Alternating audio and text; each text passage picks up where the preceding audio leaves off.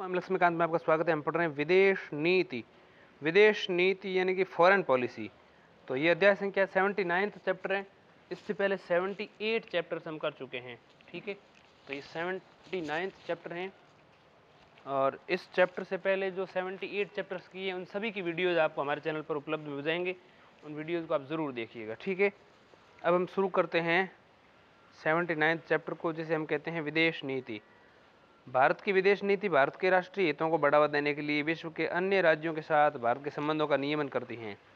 यह विभिन्न कारकों द्वारा निर्धारित होता है, जैसे भूगोल, इतिहास और परंपरा, सामाजिक बनावट, राजनीतिक संगठन, अंतर्राष्ट्रीय स्थिति, आर्थिक स्थिति, सैन्य शक्ति, जनता की राय तथा नेतृत्व। भारतीय विदेश नीति के सिद्धांत। 1 नंबर, विश्व शांति को बढ़ावा देना। भारतीय विदेश नीति का पहला सिद्धांत क्या है? विश्व को शांति को बढ़ावा देना। भारतीय विदेश नीति का उद्देश्य अंतर्राष्ट्रीय शांति व सुरक्षा को बढ़ावा देना है। संविधान का अनुच्छेद 51, हमारे संविधान में जो संविधान है उसमें अनुच्छेद 51 जो है, अनुच्छेद 51 कहता है, चूँकि 36 से 51 तक डीपीएसपी और 51वां जो अनुच्छेद है वो है राज्य के नीति निदेशक डीपीएसपी में आता है। और अंतिम ये आर्टिकल है डीपीएसपी का, वो कहता है भारतीय राज्य को अंतर्राष्ट्रीय सुरक्षा, शांति बनाए रखने, राष्ट्रों के मध्य सम्मानजनक और न्यायपूर्ण संबंध बनाए रखने, अंतर्राष्ट्रीय विधियों और संधि शर्तों के प्रति आदर रखने, अंतर्राष्ट्रीय विवादों से निपटारों में जो है मध्यस्थता का निर्देश देता है। अनुच्छेद 51। राष्ट्र के आर्थिक विकास को बढ़ावा देने के लिए शांति आवश्यक है। जवाहरलाल नेहरू ने कहा था, (कॉमा), शांति हमारे लिए एक उत्साहजनक आशा ही नहीं है। शांति हमारे लिए एक उत्साहजनक आशा ही नहीं है, यह एक आपात आवश्यकता है। (कॉमा) खत्म। दूसरा जो है वो है गैर उपनिवेशवाद। देखिए, विदेश नीति के जो सिद्धांत है उसमें पहला हमारा क्या सिद्धांत है कि हम विश्व शांति में विश्वास रखते हैं और हमारा डीपीएसपी में संवैधानिक रूप से भी हमने आर्टिकल शामिल किया हुआ है। दूसरा हमारा सिद्धांत है गैर उपनिवेशवाद। भारत की विदेश नीति औपनिवेशवाद या साम्राज्यवाद का विरोध करती हैं। भारत का विचार है कि औपनिवेशवाद या साम्राज्यवादी ताकतों द्वारा कमजोर राष्ट्रों के शोषण को बढ़ावा देता है और अंतर्राष्ट्रीय शांति को प्रभावित करता है। भारत ने औपनिवेशवाद के सभी रूपों के परिशोधन की वकालत की है तथा एफ्रो एशियाई देशों जैसे इंडोनेशिया, मलाया, ट्यूनीशिया, अल्जीरिया, घाना, नामीबिया और अन्य देशों के स्वतंत्रता आंदोलन का समर्थन किया है। इस प्रकार के एफ्रो एशियाई देशों के औपनिवेशिक और साम्राज्यवादी ताकतों जैसे इंग्लैंड, फ्रांस, हॉलैंड, पुर्तगाल और अन्य विरुद्ध संघर्ष करने वाले पूर्ण भाईचारे का प्रदर्शन किया है। वर्तमान नव उपनिवेशवाद और नव साम्राज्यवाद का भी भारत ने विरोध किया है। तीसरा सिद्धांत है हमारा गैर नस्लवाद। नस्लवाद के सभी रूपों का विरोध भारतीय विदेश नीति का एक महत्वपूर्ण पहलू है और भारत के अनुसार नस्लवाद लोगों के बीच नस्ल के आधार पर विभेद हैं। औपनिवेशिक तथा साम्राज्यवाद की तरह श्वेतों द्वारा अश्वेतों का शोषण, सामाजिक असमानता विश्व शांति के बढ़ावे में विघ्न को बढ़ावा देता है। भारत में दक्षिण अफ्रीका में अल्पसंख्यक श्वेत शासन की नस्लवाद की नीति, दक्षिण अफ्रीका में गैर यूरोपियन समूह के विरुद्ध आर्थिक और राजनीतिक भेदभाव की नीति की प्रचंड आलोचना की है। नस्लवाद की नीति के विरोध के परिणाम स्वरूप 1954 में दक्षिण अफ्रीका के साथ कूटनीतिक संबंधों में भी कड़वाहट आ गई। भारत ने जिम्बाब्वे, पूर्व में जो रोडेशिया कहलाता था उसे आज जिम्बाब्वे कहते हैं, तो पूर्व के रोडेशिया तथा नामीबिया की श्वेत शासन से मुक्ति संघर्ष में महत्वपूर्ण भूमिका निभाई है। इसके अलावा हमारा अगला सिद्धांत कहता है गुट निरपेक्षता। भारत जब स्वतंत्र हुआ उस समय वैश्विक सैद्धांतिक आधार पर 2 भागों में विभाजित था। ठीक, अमेरिका के नेतृत्व में पूंजीपति भाग और भूतपूर्व यूएसएसआर के नेतृत्व में साम्यवादी भाग। ठीक, 2 भागों में विभाजित था। शांति युद्ध की इस परिस्थिति में भारत ने किसी भी ओर जाने से इनकार कर दिया और गुट निरपेक्षता की नीति को अपनाया। जवाहरलाल नेहरू ने कहा, क्या कहा, ध्यान दीजिएगा, (कॉमा), हम विश्व की इस एक दूसरे के विरुद्ध ताकत की राजनीति से दूर रहेंगे जिसके परिणाम में विश्व युद्ध हुए और पुनः ये इससे विस्तृत पैमाने पर किसी विनाश को बढ़ावा दे सकती हैं। मैं सोचता हूं कि भारत युद्ध को टालने में सहायता करने के लिए बड़ी भूमिका और शायद प्रभावशाली भूमिका निभा सकता है। इसलिए यह और अधिक आवश्यक हो जाता है कि भारत किसी भी शक्तिशाली समूह के साथ खड़ा नहीं होगा, जिसके विभिन्न कारण हैं। युद्ध का पूर्ण खतरा और युद्ध की तैयारियां। डबल इमिटेड कॉमा खत्म। डबल इमिटेड कॉमा फिर से शुरू है, दूसरा सेंटेंस है। जब हम कहते हैं भारत गुट निरपेक्षता की नीति का पालन करेगा, इसका अर्थ है भारत किसी भी समूह में शामिल देश अथवा किसी भी देश के साथ सैन्य सहयोग नहीं करेगा। दूसरा, भारतीय विदेश नीति की एक स्वतंत्र दिशा होगी। तीसरा, भारत सभी देशों के साथ सौहार्दपूर्ण संबंध बनाए रखने का प्रयास करेगा। पांचवा है पंचशील। पंचशील अंतर्राष्ट्रीय संबंधों के लिए आचरण के 5 सिद्धांतों को लागू करता है। 1954 में जवाहरलाल नेहरू और चाउ एन लाई चीन के राष्ट्र प्रमुख के मध्य तिब्बत के संबंध में भारत चीन की संधि उद्देश्य में शामिल थे ये 5 सिद्धांत। 5 सिद्धांत ही पंचशील कहलाते हैं। ये सिद्धांत पहला है एक दूसरे की क्षेत्रीय अखंडता और प्रभुसत्ता के लिए परस्पर सम्मान। दूसरा, अनाक्रमण, ठीक है, और ये संधि 1954 में हुई थी। हालांकि इस संधि के बावजूद 1962 में चाइना ने अटैक किया। दूसरा, अनाक्रमण। तीसरा, एक दूसरे के आंतरिक मामलों में दखल न देना। चौथा, समानता व परस्पर लाभ। और पांचवा, शांतिपूर्वक सह अस्तित्व। डबल इमिटेड कॉमा फिर से एक बहुत महत्वपूर्ण सेंटेंस बता रहा हूँ। भारत ने अनुभव किया कि प्रतिस्पर्धी ताकतों के शक्ति संधियों और संबंधों द्वारा शीत युद्ध के तनाव को कम किया और भय संतुलन बनाने के बजाय पंचशील संप्रभुत्व राष्ट्रों में शांतिपूर्ण सहयोग में उपयोगी हैं। भारत ने इसे सार्वभौमिकता के सिद्धांत पर आधारित बताया। यह शक्ति संतुलन की अवधारणा के बीच विपरीत था। ये शक्ति संतुलन की अवधारणा के विपरीत था। पंचशील काफी लोकप्रिय हुआ और कई राष्ट्रों जैसे म्यांमार, भूतपूर्व यूगोस्लाविया जिसको हम कहते हैं, यूगोस्लाविया और इंडोनेशिया आदि देशों ने अपनाया। पंचशील तथा गुट निरपेक्षता अंतर्राष्ट्रीय संबंधों की कल्पना और प्रयोगों में भारत की महान देन है। अगला हमारा जो सिद्धांत है वो है एफ्रो एशियाई झुकाव। एफ्रो एशियाई झुकाव मतलब अफ्रीका और एशिया के साथ झुकाव है। यद्यपि भारत की विदेश नीति में विश्व के सभी राष्ट्रों के साथ सौहार्दपूर्ण संबंध बनाने की बात कही गई है, परंतु एफ्रो एशियाई देशों के प्रति विशेष झुकाव रहा है। इसका उद्देश्य इनके मध्य एकता को बढ़ावा देना है और अंतर्राष्ट्रीय संस्थाओं में आवाज उठाकर प्रभावित करने सुरक्षित करने का प्रयास है। इन राष्ट्रों के आर्थिक विकास के लिए भारत अंतर्राष्ट्रीय सहायता की मांग करता रहा है। 1947 में भारत ने नई दिल्ली में प्रथम एशियाई संबंध सम्मेलन आयोजित किया गया 1947 में। 1949 में भारत ने इंडोनेशिया स्वतंत्रता के ज्वलंत विषय पर एशियाई देशों को एकत्रित किया। भारत ने बांडुंग इंडोनेशिया जिसे हम कहते हैं, भारत ने बांडुंग इंडोनेशिया में 1955 में हुए एफ्रो एशियाई सम्मेलन में एक सक्रिय भूमिका निभाई। 1955 में दूसरा सम्मेलन हुआ। भारत ने समूह 77 1964 में और समूह 15 1990 में और IORAC 1995 और BIST आर्थिक सहयोग 1997 में और सार्क 1985 के गठन में महत्वपूर्ण भूमिका निभाई। तो यानी भारत ने एक तो 77 समूह 77, ग्रुप 77, ग्रुप 15 के अलावा जो है बहुत सारे संगठनों जैसे सार्क हैं, इसके अलावा BIST आर्थिक सहयोग है, इसके अलावा IORAC 1995, इन ग्रुपों के निर्माण में बहुत बड़ी भूमिका निभाई। भारत ने अनेक पड़ोसी राष्ट्रों से बड़े भाई का नाम प्राप्त किया है। इसके अलावा हमारी विदेश नीति का एक मामला है राष्ट्रमंडल से संबंध। 1949 में भारत ने राष्ट्रमंडल में अपनी पूर्ण सदस्यता जारी रखने की घोषणा की और ब्रिटिश ताज को राष्ट्रमंडल के प्रमुख के रूप में स्वीकार कर लिया, परंतु इस संविधानेतर घोषणा ने भारत की संप्रभुता को किसी प्रकार प्रभावित नहीं किया, क्योंकि राष्ट्रमंडल स्वतंत्र राष्ट्रों का एक स्वैच्छिक संघ है। इसने भारत के गणतांत्रिक चरित्र को भी प्रभावित नहीं किया, क्योंकि भारत न ही ब्रिटिश ताज के प्रति उत्तरदायी वफादार था और न ही ब्रिटिश ताज भारत के संबंध में किसी प्रकार का कार्यों का निर्वाह करता था। भारत व्यावहारिक कारणों से राष्ट्रमंडल का सदस्य बना। ये माना गया कि उसकी राष्ट्रमंडल सदस्यता उसके आर्थिक, राजनीतिक, सांस्कृतिक और अन्य मामलों में भी लाभकारी होगी। यह CHOGM तो ये बना चोगम।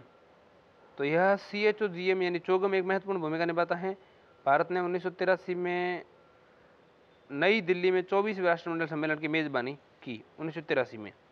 इसके अलावा हमारा विदेश नीति का एक महत्वपूर्ण अंग है वो है संयुक्त राष्ट्र संघ यानी UNO को सहयोग। भारत 1945 में स्वयं संयुक्त राष्ट्र संघ का सदस्य बना 1945 में। तब से यह संयुक्त राष्ट्र संघ की गतिविधियों और कार्यक्रमों का समर्थन करता रहा है। भारत ने संयुक्त राष्ट्र संघ के उद्देश्यों और सिद्धांतों के प्रति पूर्ण विश्वास व्यक्त किया है। भारत की यूएनओ में भूमिका के संबंध में कुछ महत्वपूर्ण तथ्य हैं। पहला, संयुक्त राष्ट्र संघ के माध्यम से भारत औपनिवेशवाद, साम्राज्यवाद, नस्लवाद और अब नव उपनिवेशवाद तथा नव साम्राज्यवाद के विरुद्ध नीतियां लागू की हैं। ठीक है, संयुक्त राष्ट्र संघ के माध्यम से भारत जो है इसने नीति लागू की। इसके अलावा 1953 में विजय लक्ष्मी पंडित को संयुक्त राष्ट्र महासभा का अध्यक्ष चुना गया था। 1953 में भारत ने संयुक्त राष्ट्र, ध्यान दीजिएगा, भारत ने संयुक्त राष्ट्र द्वारा कोरिया, कांगो, इसके अलावा अल सल्वाडोर, कंबोडिया, इसके अलावा Angola, Somalia, Mozambique, Sierra Leone, भूतपूर्व युगोस्लाविया जिसे हम म्यांमार कहते हैं, और अन्य चलाए गए शांति अभियानों में सक्रिय रूप से भाग लिया भारत ने। इसके अलावा भारत संयुक्त राष्ट्र के खुले कार्य समूह यानी ओपन एंडेड में सक्रियता से भाग लेता। भारत संयुक्त राष्ट्र को मजबूत करने के लिए बचाए गए कार्य समूह का सह अध्यक्ष था। इसने 1997 में अपनी रिपोर्ट संयुक्त राष्ट्र को सौंपी। भारत कई बार संयुक्त राष्ट्र सुरक्षा परिषद का अस्थायी सदस्य रह चुका है। अब भारत सुरक्षा परिषद में स्थायी सदस्यता की मांग कर रहा है। अब भारत क्या कर रहा है? सुरक्षा परिषद में स्थायी सदस्यता की मांग कर रहा है। इसके अलावा एक है निशस्त्रीकरण। भारत की विदेश नीति हथियारों की दौड़ विरोधी तथा निशस्त्रीकरण की हिमायती है। यह पारंपरिक व नाभिकीय दो प्रकार के हथियारों से संबंधित हैं। इसका उद्देश्य शक्तिशाली समूहों के मध्य तनाव कम या समाप्त कर विश्व शांति तथा सुरक्षा को बढ़ावा देना है और हथियारों के उत्पादन पर होने वाले अनुपयोगी खर्च को रोककर देश के आर्थिक विकास में गतिशीलता लाना है। भारत हथियारों की दौड़ पर नज़र रखने व निशस्त्रीकरण की प्राप्ति के लिए संयुक्त राष्ट्र का मंच इस्तेमाल करता है। भारत ने इस दिशा में पहल करते हुए 1985 में एक 6 देशों के सम्मेलन नई दिल्ली में आयोजित किया 1985 में और नाभिकीय निशस्त्रीकरण के लिए ठोस प्रस्ताव दिए। सन 1968 में निशस्त्रीकरण संधि और सन 1996 में CTBT हस्ताक्षर न करके भारत ने अपने नाभिकीय विकल्प खुले रखे। 1968 में निशस्त्रीकरण संधि जो हुई थी उस पर और 1996 में जो CTBT हस्ताक्षर करवाए गए थे उस पर भारत ने हस्ताक्षर नहीं किए और नाभिकीय विकल्प खुले रखे। भारत ने निशस्त्रीकरण संधि और CTBT का उनके भेदभावपूर्ण और शासनात्मक चरित्र के कारण विरोध किया। यह एक ऐसी अंतर्राष्ट्रीय व्यवस्था को निरंतर जारी रखती हैं जिसमें केवल 5 राष्ट्र अमेरिका, रूस, चीन, इंग्लैंड और फ्रांस ही नाभिकीय हथियार रख सकते हैं। बात करते हैं भारतीय विदेश नीति के उद्देश्य। भारतीय विदेश नीति के उद्देश्य में पहला है भारत की विदेश नीति के निम्नलिखित उद्देश्य हैं। पहला, भारत के महत्वपूर्ण राष्ट्र हितों की रक्षा करना और तीव्र परिवर्तित अंतर्राष्ट्रीय परिदृश्य पर नजर रखना जिससे कि अंतर्राष्ट्रीय समुदाय के साथ कदम से कदम मिलाकर चला जा सके। दूसरा, नीति निर्णयन की स्वायत्तता को बनाए रखना और स्थायी, समृद्ध और सुरक्षित वैश्विक मानदंडों की स्थापना में अहम भूमिका निर्वाह करना। इसके अलावा आतंकवाद के खिलाफ वैश्विक अभियान को सहयोग व समर्थन देना। इसके अलावा भारत के तीव्र आर्थिक विकास एवं वैश्विक निवेश को बढ़ावा देने वाले अंतर्राष्ट्रीय माहौल को विकसित करना और देश में विज्ञान एवं तकनीकी तथा प्रतिरक्षा को बढ़ावा देने के लिए अंतर्राष्ट्रीय समझौतों को संपन्न कराना। विदेश नीति के उद्देश्य ये रहे हैं। बहुत सारे उद्देश्य मैं कुछ और भी बताता हूँ, जैसे P5 समूह के देशों के साथ घनिष्ठता से कार्य करना और विश्व की महाशक्तियाँ जैसे अमेरिका, यूरोपीय समुदाय, जापान, रूस, चीन के साथ सामरिक समझौते करना।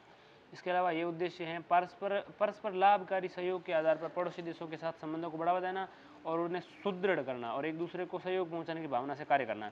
इसके अलावा दक्षिण एशियाई क्षेत्रीय सहयोग संगठन, दक्षिण एशियाई क्षेत्रीय सहयोग संगठन, तो साउथ एशियाई रीजनल कॉरपोरेशन ऑर्गेनाइजेशन, सार्क की सुदृढ़ता और स्थायित्व के लिए कार्य करना और इसके क्षेत्र के देशों के आर्थिक हितों को प्रोत्साहित करना, ये भारत का विदेश नीति का उद्देश्य रहा है। इसके अलावा सीमा पर आतंकवाद को समाप्त करने का प्रयास करना तथा पाकिस्तान में कार्यरत आतंकवादी ढांचे को समाप्त करना। इसके अलावा भारत की एक्ट ईस्ट पॉलिसी यानी पूर्व की ओर देखो की नीति को और पुष्ट करना, आसियान साझा हितों की प्रगति के लिए सहयोग करना। इसके अलावा खाड़ी क्षेत्र के देशों के साथ सहयोग करना जहाँ लगभग 4 मिलियन भारतीय रह रहे हैं जो तेल और गैस आपूर्ति का मुख्य स्रोत हैं। इसके अलावा क्षेत्रीय संगठनों जैसे बिम्स्टेक, मेकांग गंगा सहयोग, इसके अलावा IBSA, इसके अलावा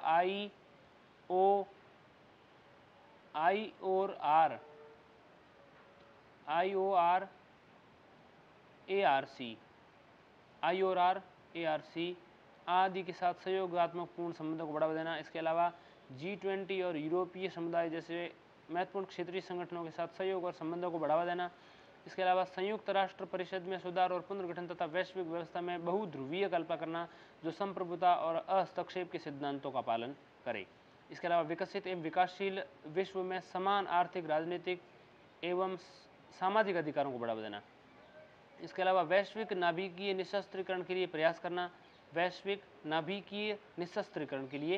करना, तथा इसे समयबद्ध ढंग से प्राप्त करना। इसके अलावा भारतीय डायस्पोरा यानी कि भारतीय विदेशियों के साथ भारत के जो प्रवासी हैं उनके साथ निकटता से सतत आधार पर अन्योन्य क्रिया, ताकि भारत के साथ इनके संबंधों को मजबूती प्रदान की जा सके और भारत के अंतर्राष्ट्रीय संबंधों में इसकी अहम भूमिका को मान्यता प्रदान की जा सके। अब हम समझते हैं भारत का गुजराल सिद्धांत। गुजराल सिद्धांत भारत की विदेश नीति में एक मील का पत्थर है। ठीक है, गुजराल सिद्धांत भारत की विदेश नीति का एक मील का पत्थर है। इसका प्रतिपादन 1996 में तत्कालीन देवगौड़ा सरकार के विदेश मंत्री I.K. गुजराल ने किया था। ठीक है, 1996 की तत्काल सरकार, देवगौड़ा सरकार के विदेश मंत्री जो थे I.K. गुजराल साहब, उन्होंने ये सिद्धांत लाए। यह सिद्धांत इस बात की वकालत करता है कि भारत दक्षिण एशिया में सबसे बड़ा देश होने के नाते अपने छोटे पड़ोसियों को एक तरफा रियायतें दे। दूसरे शब्दों में ये सिद्धांत गैर पारस्परिकता के सिद्धांत के आधार पर अपने छोटे पड़ोसियों के प्रति भारत के नमनशील दृष्टिकोण के आधार पर सूत्रित किया जा सके। यह भारत में अपने पड़ोसियों के साथ सौहार्दपूर्ण संबंधों को और अधिक महत्व देता है। यह सिद्धांत वास्तव में भारत के लिए अपने निकटतम पड़ोसियों के साथ वैदेशिक संबंधों को स्थापित करने के 5 सूत्री पथ मानचित्र यानी रोड मैप है। ये 5 सिद्धांत कौन कौन से? पहला है बांग्लादेश, भूटान, मालदीव, नेपाल और श्रीलंका जैसे पड़ोसियों के साथ भारत को परस्परता की अपेक्षा नहीं करके इन्हें नेक नियति से सब कुछ प्रदान करना है जो कि भारत कर सकता है। दूसरा, किसी भी दक्षिण एशियाई देश को किसी अन्य देश के हितों में खिलाफ अपनी भूमि का उपयोग नहीं करने देना। किसी भी दक्षिण एशियाई देश को किसी भी दक्षिण एशियाई देश को क्षेत्र के किसी अन्य देश में हितों के खिलाफ अपनी भूमि का उपयोग नहीं करने देना। जैसे मान लो नेपाल और ये भूटान आपस में न लड़े, इनका ध्यान रखना। इसके अलावा किसी भी देश को दूसरे देश के आंतरिक मामलों में हस्तक्षेप नहीं करने देना। ठीक, इसके अलावा सभी एक दक्षिण एशियाई देशों को एक दूसरे से क्षेत्रीय शांतिपूर्ण द्विपक्षीय वार्ताओं के माध्यम से हल निकालना। इसके अलावा दक्षिण एशियाई देशों को अपने विवाद शांतिपूर्ण द्विपक्षीय वार्ता के माध्यम से हल निकालना, ये सब सम्मिलित हैं। तो दक्षिणी देशों को अपने विवाद शांतिपूर्ण द्विपक्षीय वार्ताओं से हल करना। इसके अलावा दूसरे दक्षिण एशियाई देशों के एक दूसरे के जो क्षेत्रीय शांतिपूर्ण द्विपक्षीय वार्ताओं के माध्यम से हल निकालना। गुजराल ने स्वयं स्पष्ट किया था, ध्यान दीजिएगा, डबल इन्वर्टेड कॉमा में बोल रहा हूँ। गुजराल सिद्धांत के पीछे तर्क ये था कि हमें उत्तर व पश्चिम से चूंकि 2 महत्वपूर्ण पड़ोसियों का सामना करना था, अतः हमें निकटतम पड़ोसियों के साथ पूर्ण शांति की स्थिति सुनिश्चित करनी थी। डबल इन्वर्टेड कॉमा खत्म। अब हम समझेंगे भारत का परमाणु सिद्धांत। सन 2003 में भारत ने 2003 में अपना परमाणु सिद्धांत अंगीकार किया। इस सिद्धांत की प्रमुख विशेषताएं निम्नवत हैं। पहला, विश्वसनीय न्यूनतम प्रतिरोधक का निर्माण और अनुरक्षण। दूसरा, पहले उपयोग नहीं की मुद्रा परमाणविक अस्त्र का उपयोग तभी किया जाएगा जब भारतीय भूभाग अथवा किसी भारतीय सुरक्षा बलों पर कहीं भी परमाणविक आक्रमण हुआ हो। दूसरा, पहले हमले का परमाणविक प्रत्युत्तर अत्यंत सघन होगा और उससे इस प्रकार संचालित किया जाएगा कि शत्रु पक्ष को अपूरणीय और अस्वीकार्य स्तर की क्षति हो। तीसरा, चौथा जो है वो परमाणविक प्रत्युत्तर आक्रमण के लिए सिर्फ राजनीतिक नेतृत्व ही अधिकृत होगा जिसके नियंत्रण में न्यूक्लियर कमांड अथॉरिटी होगी। चौथा, गैर परमाणविक देशों के खिलाफ परमाणु अस्त्रों का उपयोग नहीं होगा।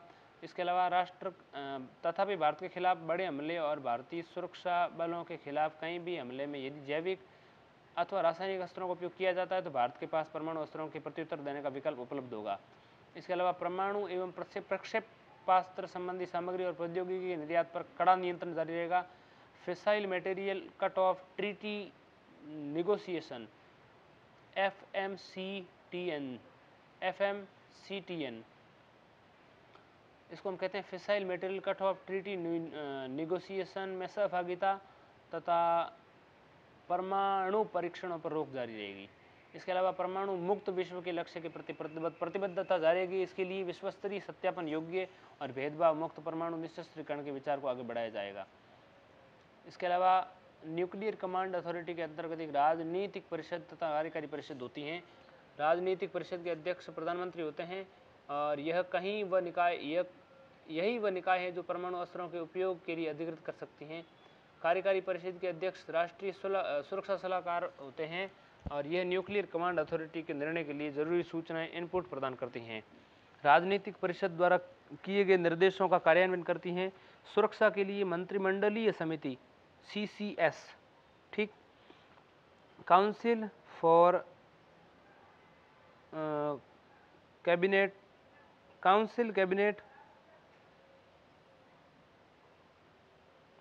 काउंसिल कैबिनेट फॉर सिक्योरिटी में भारत CCS यानी council cabinet for security CCS यानी सुरक्षा के लिए मंत्रिमंडलीय परिषद में भारत के परमाणु सिद्धांत के कार्यान्वयन संबंधी प्रगति की समीक्षा की गई। इस समिति ने वर्तमान आदेशात्मक एवं नियंत्रणकारी संरचनाओं, तत्परता का स्तर, प्रत्याक्रमण के लिए रणनीति निर्माण,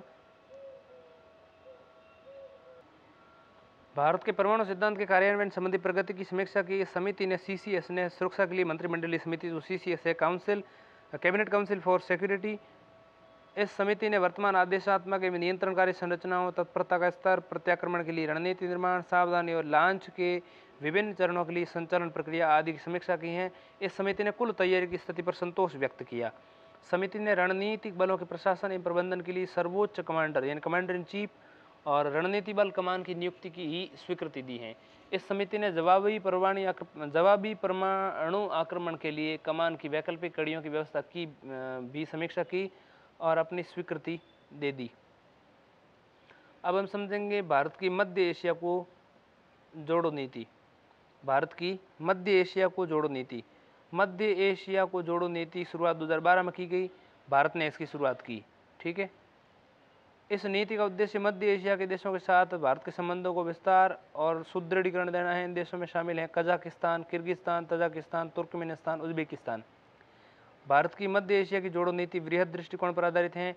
इसके राजनीतिक, रणनीतिक, आर्थिक एवं सांस्कृतिक संबंध शामिल हैं। इसकी विशेषताएं निम्नवत हैं। क्या विशेषताएं? पहला, भारत उच्च स्तरीय यात्राओं के आदान प्रदान के माध्यम से मजबूत राजनीतिक संबंध बढ़ाने की कोशिश जारी रखेगा। इसके अलावा भारतीय नेता द्विपक्षीय बहुपक्षीय मंचों पर नज़दीकी संवाद व अंतक्रिया जारी रखेंगे। इसके अलावा भारत सामरिक एवं सुरक्षा सहयोग को सुदृढ़ करेगा। भारत की पहले से ही कुछ मध्य एशियाई देशों के साथ रणनीतिक भागीदारी है। पूरा स्थान सैन्य प्रशिक्षण, संयुक्त शोध, आतंक निरोधक समन्वय व अफगानिस्तान पर चर्चा जारी है। तीसरा है भारत मध्य एशियाई साझेदारों के साथ बहुपार्श्विक वार्ताएं पहले से विद्यमान मंचों जैसे SCO, इसके अलावा यूरोशियन यानी यूरोपिया और एशिया दोनों साथ में, यूरोप और एशिया, तो यूरोशियन इकोनॉमिक कम्युनिटी यानी EEC, इसके अलावा कस्टम यूनियन जैसे समुद्र संयुक्त प्रयासों से उत्पन्न सिनर्जी का इस्तेमाल कर आगे बढ़ाना जारी रहेगा। भारत ने व्यापक आर्थिक सहयोग समझौते का प्रस्ताव किया कि अपने बाजार को यूरेशिया के साथ जोड़ने के लिए। इसके अलावा भारत मध्य एशिया को ऊर्जा और प्राकृतिक संसाधनों के दीर्घकालिक साझेदार के रूप में देखता है। मध्य एशिया में बड़ी जोत की कृषि योग्य जन्मभूमि है और भारत के लिए वहां अत्यधिक मूल्यांकन की लाभप्रद फसलों के उत्पादन में सहयोग की बड़ी संभावना है। इसके अलावा चिकित्सा एवं अन्य क्षेत्र जहां सहयोग की संभावना व्यापक है, भारत सरकार एशिया में सिविल अस्पताल, क्लिनिक स्थापित करने के लिए सहयोग देने के लिए तैयार हैं। भारत में उच्च शिक्षा प्रणाली पश्चिमी विश्वविद्यालयों में ली जाने वाली फीस के एक अंश जितने पर खर्च पर काम करती है। इसे देखते हुए भारत विश्व में सेंट्रल एशियन यूनिवर्सिटी स्थापित करना चाहता है, जिससे कि IT, प्रबंधन, दर्शन तथा भाषा आदि विषयों में विश्वस्तरीय शिक्षा का प्रबंधन किया जा सके। भारत सेंट्रल एशियाई नेटवर्क, जिसका केंद्र भारत में स्थापित होने के लिए कार्य कर रहा है, ताकि सभी पांच मध्य एशियाई देशों टेली एजुकेशन और टेली मेडिसिन संपर्कता स्थापित की जा सके। इसके अलावा भारतीय कंपनियां विनिर्माण क्षेत्र में अपनी क्षमता को प्रदर्शित कर सकती हैं, प्रतियोगी देशों पर विश्वस्तरीय संरचनाओं का निर्माण कर सकती हैं। मध्य एशियाई देश विशेष रूप से कजाकिस्तान के पास लौह अयस्क और कोयला के असीमित भंडार हैं, साथ ही विपुल मात्रा में सस्ती बिजली है। भारत अनेक माध्यम के आकार के स्टील ग्रिलिंग मिल आदि की स्थापना विशिष्ट उत्पादों की ज़रूरतों के अनुसार भी कर सकता है। इसके अलावा जहां तक भूसंपर्क की बात है, भारत के अंतर्राष्ट्रीय उत्तर दक्षिण परिवहन गलियारे यानी international north India transport corridor के पुनः प्रयास शुरू कर दिए हैं। ज़रूरत की जल्द से जल्द इन गलियारों की छूटी हुई घड़ियों को जोड़ने पाटने के तरीकों पर सार्थक चर्चा हो। इसके अलावा इस क्षेत्र में व्यवहार्य बैंकिंग और सूचना का अभाव जो है वो व्यापार और निवेश के लिए बड़ी बाधा है। भारतीय बैंक यहाँ अनुकूल नीतिगत वातावरण देकर अपनी उपस्थिति और कहाँ तक विस्तारित कर सकते हैं। इसके अलावा भारत और मध्य एशियाई देशों वायु संपर्कता बढ़ाने के लिए मिलजुल कर काम कर सकते हैं। भारत आउटबाउंड ट्रैवलर्स के लिए सबसे बड़े बाजार में से एक है। 2011 में लगभग 21 बिलियन US$ और अनेक देशों में भारत ने अपने पर्यटन केंद्र खोले हैं। मध्य एशिया के देश छुट्टियों का पसंदीदा गंतव्य बन सकते हैं। भारतीय फिल्म उद्योग के लिए भी जो सुंदर विदेशी लोकेशन की खोज में रहता है। इसके अलावा लोगों के बीच संपर्क गहरे व आबाद हो, यह एक ज़रूरी शर्त है। भारत एवं मध्य एशिया के युवाओं और भविष्य में नेतृत्वकर्ताओं के बीच आपसी आदान प्रदान बढ़ाने की ज़रूरत है। विद्यार्थियों का आदान प्रदान पहले से भी चल रहा है। भारत और मध्य एशिया विद्वानों, अकादमियों, नागरिकों, समाज, युवा प्रतिनिधियों के विकसित मेलजोल एवं आने जाने को प्रोत्साहित कर सकते हैं, जिससे एक दूसरे की संस्कृतियों को गहराई से समझने की अंतर्दृष्टि मिल सकेगी। भारत को मध्य एशिया को जोड़ो नीति वास्तव में यूरेशिया के साथ संबंधों को गहरा करते जाने की है। साथ ही जहाँ पाकिस्तान, रूस के साथ पारस्परिक रिश्तों की पहचान भी इसमें शामिल है। भारत की उम्मीद है कि इसकी अनेक मंचों पर उपस्थिति और सदस्यता से इसके क्षेत्र में संबंधों को नवीनीकरण की मजबूती मिलेगी। अब हम समझेंगे भारत की act east policy. Act east नीति क्या कहती है, एक्ट ईस्ट पॉलिसी क्या कहती है। 2014 में मोदी सरकार ने भारत की लुक ईस्ट की नीति को उत्क्रमित कर एक्ट ईस्ट बना दिया। लुक ईस्ट यानी पूर्व की ओर देखो की शुरुआत 1992 में तत्कालीन प्रधानमंत्री नरसिम्हा राव ने की थी।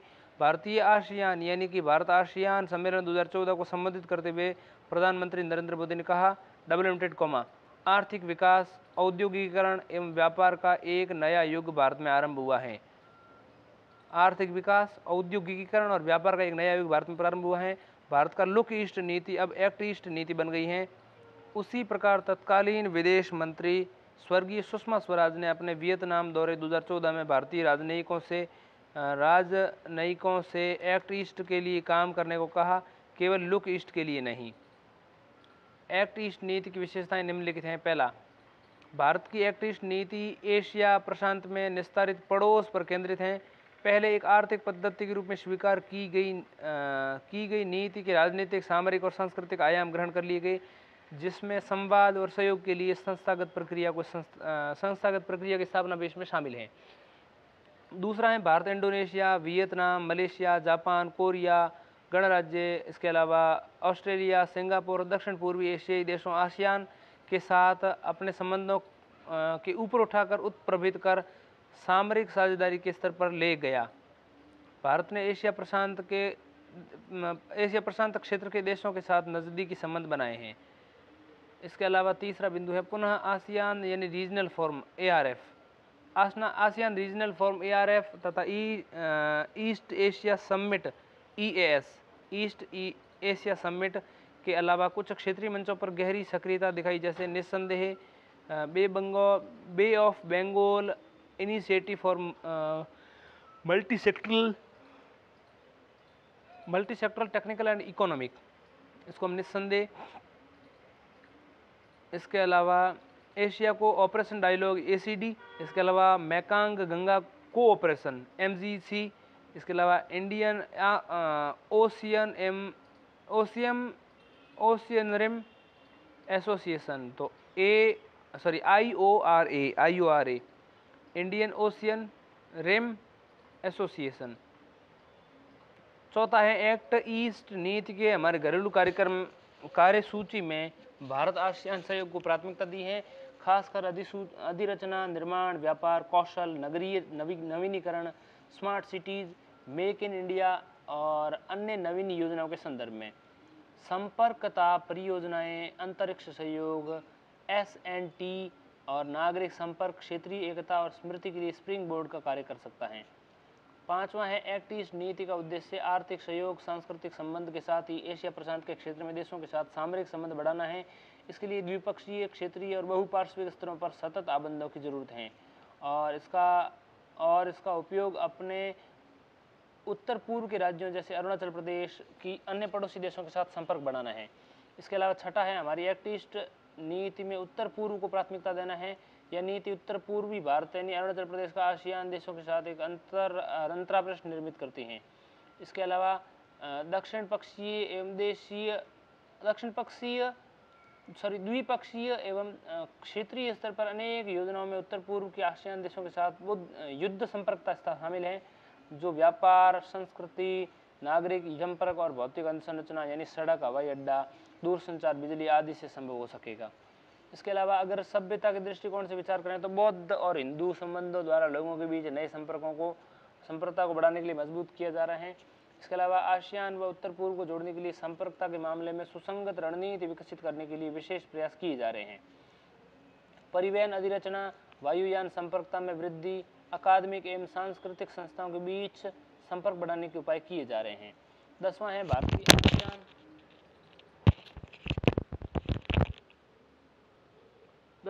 के आसियान के साथ आर्थिक संलग्नता को बढ़ाया गया है। क्षेत्रीय एकता और परियोजनाओं को लागू करने की प्राथमिकता की गई है।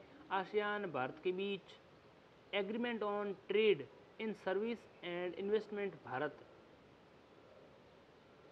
तथा 7 आसियान देशों के बीच 1 जुलाई 2015 से लागू हैं। ठीक। इसके अलावा सामरिक मुद्दों पर भारत ने सुरक्षा हितों के लिए साझेदार बनाए हैं। सामरिक मुद्दों पर भारत ने सुरक्षा हितों के लिए साझेदार बनाए हैं द्विपक्षीय और बहुपक्षीय फॉर्मेट में। आतंकवाद विरोध, शांति एवं स्थिरता और अंतर्राष्ट्रीय परंपराओं और नियमों पर आधारित समुद्री सुरक्षा के संवर्धन के लिए नजदीकी सहयोग स्थापित किया जा रहा है। इसके पश्चात इसका अध्याय जो 79 था वो भी समाप्त हो गया और इस प्रकार हमने भाग संख्या 10 को समाप्त कर लिया। लक्ष्मीकांत में एक ही अध्याय बचा है, वह 80 संविधान की कार्यप्रणाली की समीक्षा करने के लिए राष्ट्रीय आयोग।